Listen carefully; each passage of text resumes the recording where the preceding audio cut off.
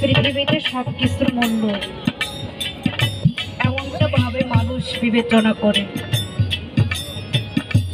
মা বাবা কখনো স্বার্থের বিনিময়ে কাউকে ভালোবাসে না, কোনো সন্তানকেই ভালোবাসে না। মায়ের ভালোবাসার মধ্যে কোনো স্বার্থ থাকে না। তাই যাদের ঘরে এখনো আমাদের জন্মদাতা পিতা, গর্ভধারিণী মা রয়েছেন, আমরা যেন তাদের খেদমত করি, আমরা যেন তাদের সেবা করি। সেখানে দাঁড়িয়ে আমি একটি গান